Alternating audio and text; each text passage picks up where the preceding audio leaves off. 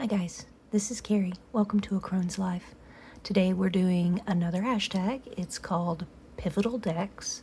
This was done originally by Kim over at the Somatic Sorceress, and I believe there's only 8 prompts. So this should be a fairly quick video. We're crossing our fingers, right? So the first prompt is a pivotal deck that changed the way you think and feel about the tarot, and maybe that deck helped you advance your understanding of the tarot. So for myself, that would be the Thoth deck. When I first started reading tarot, I was an art major in college, and everything was about the looks of the cards, the artwork itself. I never even thought there was another system besides Rider-Waite-Smith. So when I discovered that you read this deck completely different, as is the Marseille, which I didn't learn about the Marseille until after the Thoth, my mind was blown. I was really intimidated. I thought, what in the world will I do trying to learn a whole new system? But it turned out to be really, it influenced me quite a bit, because being able to read new systems and in different ways just opened up the possibilities for new artwork, new vocabulary, just a lot of things that expanded my readings, and I would like to say it opened my mind to new things. So so the Thoth tarot deck was definitely that particular pivotal deck, but along with the Thoth deck, I discovered the Primordial Tarot. So when I started reading this deck, I didn't read the guidebook. I just tried to read the cards intuitively. If you have this deck, you know that it has a different system as well. It is, it's its own system, and I never really even considered that an artist could create their own system for tarot. So that, again, kind of blew my mind. Kim used the example of Marielle.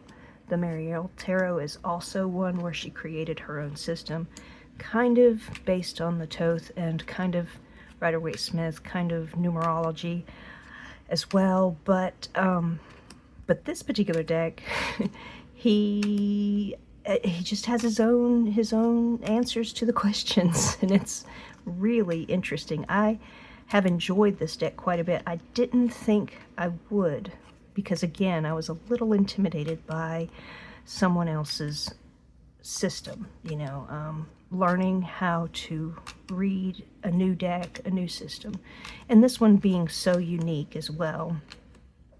So these are 2 decks, but they're the same. They were influential for the same reason. That learning that you have a lot of freedom when creating a tarot deck was really interesting to me. It was very cool.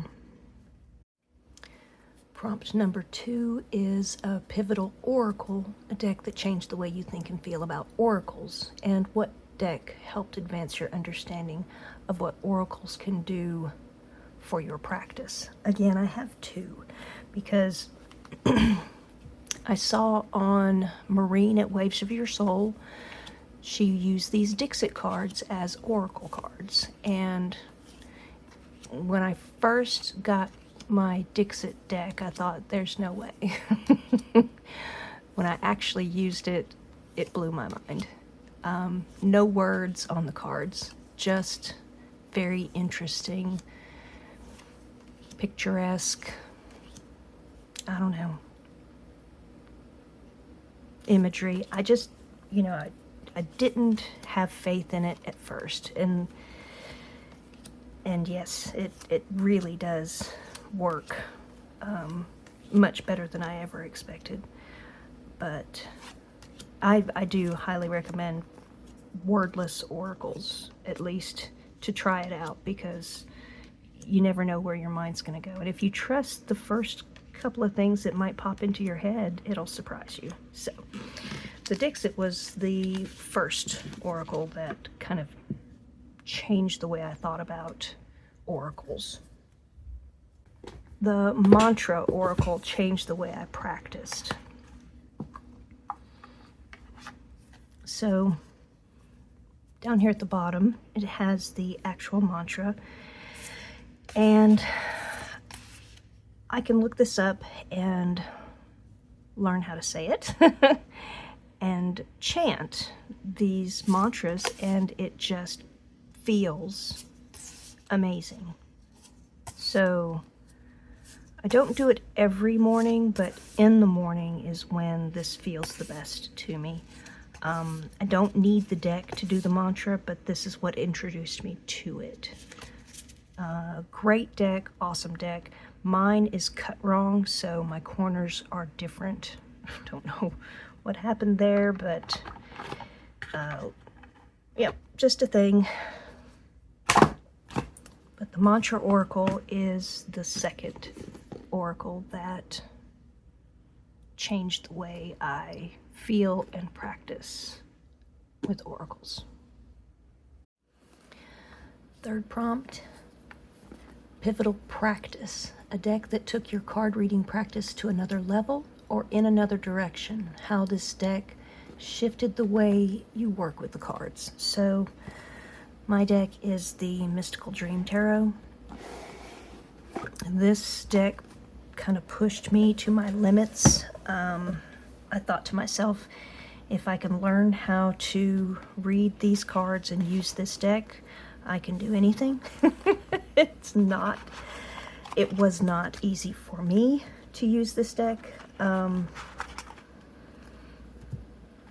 I've heard others say similar things, like it takes a while to get to know the guidebook and get an understanding of the reason why the artist chose this imagery for these particular cards.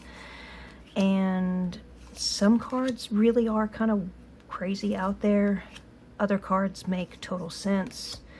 And I guess that also makes it a little hard, because if you're starting from scratch, you just unlearn everything. But when you're working off of things that sort of make sense, it might be hard to just incorporate new information. So really like this deck. I feel like I am proficient with it. I'm not going to say I've mastered it. I still go to the guidebook. I actually enjoy reading the guidebook because, again, something that I like to do with most of my decks is just look at the guidebook and see what kind of, what words pop out at me from the reading that I'm doing, and that's just an additional bit of information I can add to my journal.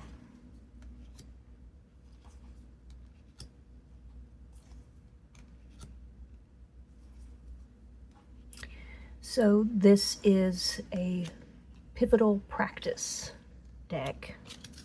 It's the Mystical Dream Tarot. Fourth prompt is Pivotal Perception, a deck that changed the way you see yourself or your collection. How did this deck influence your identity and perhaps shift that identity? I'm choosing the drop it. I'm choosing the Witch's Wisdom Tarot. I've always been intrigued by the artwork. That's, like I said, that's just something that I go to first. I'm drawn in by the artwork. But when I received this deck as a gift, it did not come with the guidebook. And, oh good, this one might be in order. That's perfect. So the deck is rearranged.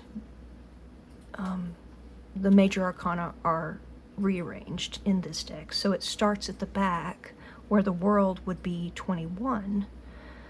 The world is 1. And yeah, it just goes backwards. And I had the deck, you know, looked at the cards, said to myself, well, I can make this work, but I'd really like to know why this creator did what she did. So I went searching for just the guidebook. That didn't work out, by the way. I ended up with 3 of these decks because I couldn't get... Anyway, it doesn't matter.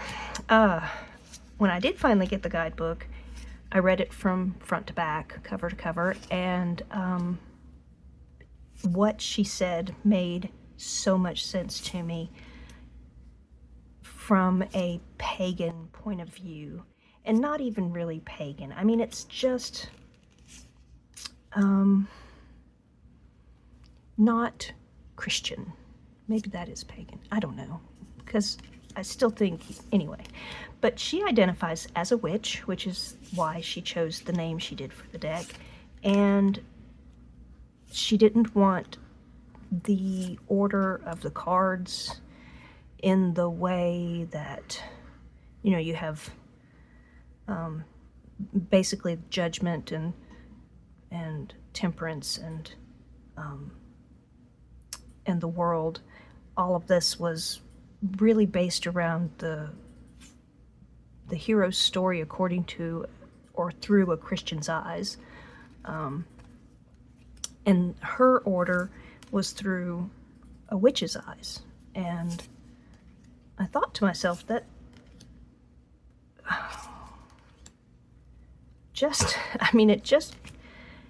it was just a completely new and different perspective.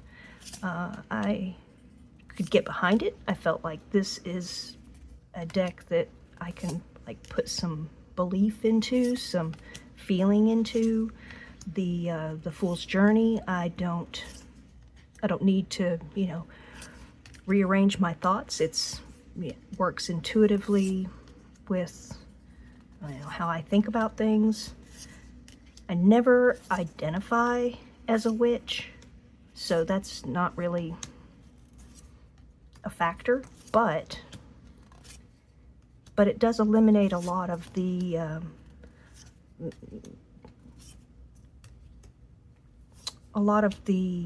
talk or a lot of the words around heaven and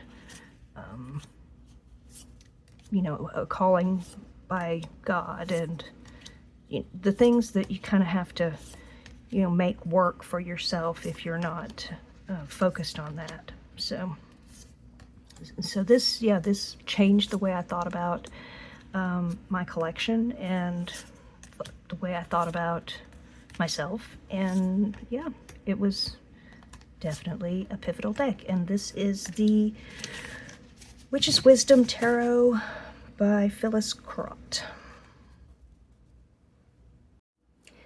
The next 4 prompts are based on recommendations, like what would you recommend for these pivotal moments in someone's life. So it's called, I'll just read it to you. Pivotal recommendations. What decks would you recommend for transformation and growth across life's major domains? So the first one is Practical, a deck that works well for everyday pivots. And she uses the word pivots, obviously, because we have that in the hashtag. I just considered it, you know, changes, and everyday something's changing. So sure, everyday changes. The deck I chose to recommend would be the Sacrobito Tarot. I feel like it's an everyday deck in a lot of ways, but one of the things that makes this good for changes is that it looks at the meanings of the cards a little bit different than a traditional Rider-Waite-Smith. So you might use this deck every single day, and it might just read differently from week to week or day to day, because the cards have a little extra something to them. and they're not terribly busy, so you don't get overstimulated. Artwork is lovely.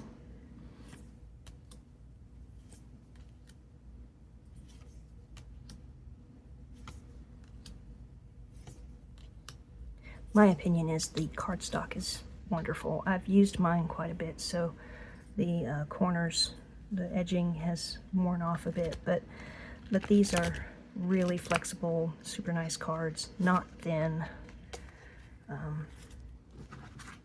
not easy for showing on camera only because they're glossy, but obviously it works. So everyday deck for everyday pivots, I would say the Sassorabito Tarot.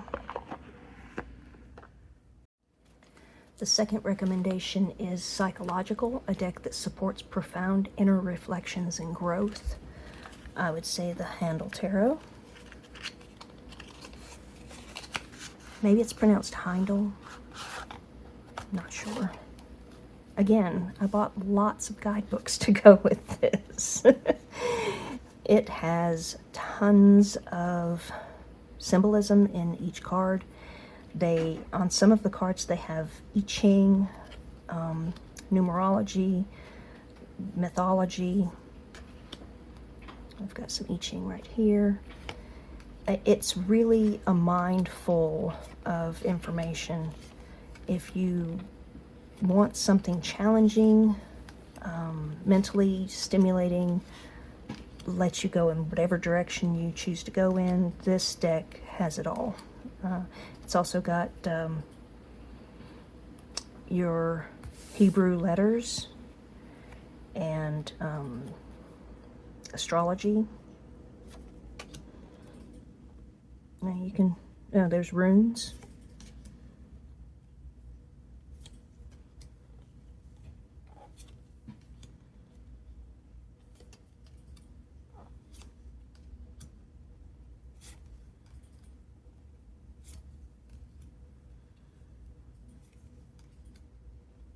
It's pretty amazing.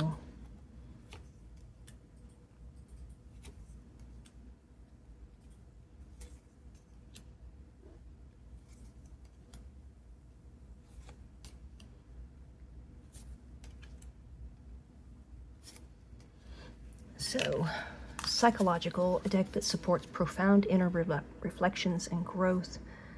I stick by it. I think the Heindel Tarot is it. Third recommendation prompt is Relational, a deck that aids relational reflections and pivots. I would say that's the Black Lily Tarot. It's Aya Rosen.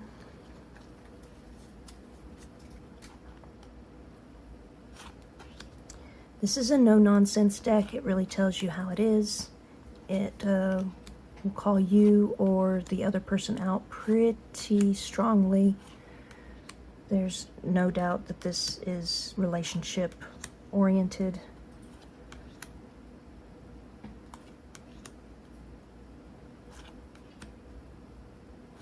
I really think that emotions are shown starkly through this deck.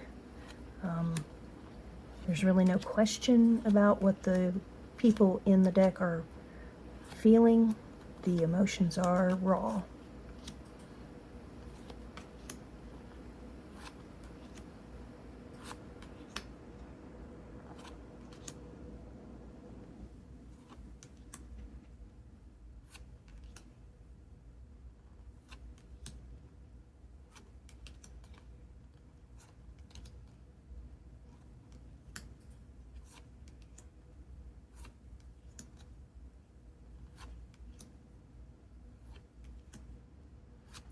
So, relational deck, a deck that aids relational reflection and pivots, I would say is the Black Lily Tarot. Woohoo! Last prompt, guys. It's the fourth recommendation. It is Spiritual, a deck that has guided spiritual transformations and shifts. I struggled choosing a deck for this, but my husband helped me pick it out, actually. just something that he said to me reminded me of the nameless one. This is an amazing deck, and I stand by it. I don't know that it's for everyone, but I think its sole purpose really is to help you spiritually. This is the guidebook. It is very large and gorgeous.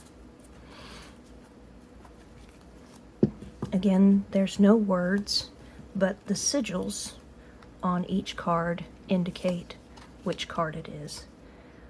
My cards are mixed up. I kept the oracle in with the tarot.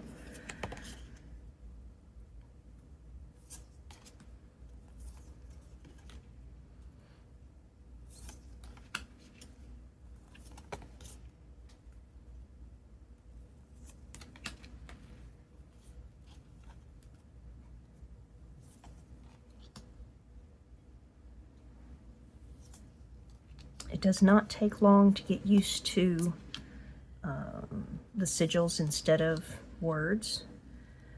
The only struggle I ever have is sometimes I'll get confused as to which, whether it's an oracle. But generally that's not a problem because the tarot has the little dots, and generally the oracles do not. Or that's the other thing, it could be a major arcana because this one is strength. It doesn't have any dots. So, I mean, it does take some getting used to, but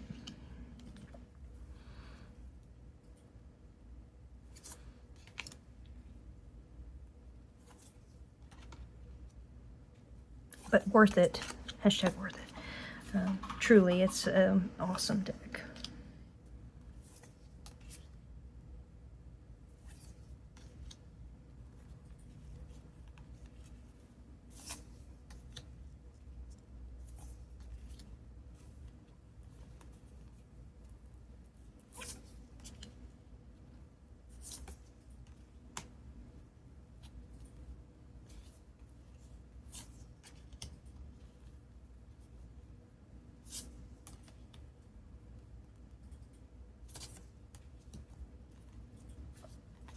Okay, so spiritual deck for spiritual transformation is the Nameless One by Zia Hunt.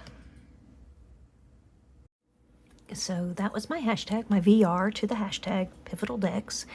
I hope somebody else will do this too. It's so much fun, and it really gets your brain working, thinking about, what does that mean, and what does it mean to me, and I particularly started thinking about my past and, what has changed over the years that I've been doing tarot. And sometimes it's nice to just reflect and to consider these questions, put some words to emotions and actions that you've experienced. So thanks for being here. I've really enjoyed this time. You guys have a great week, and I will see you later.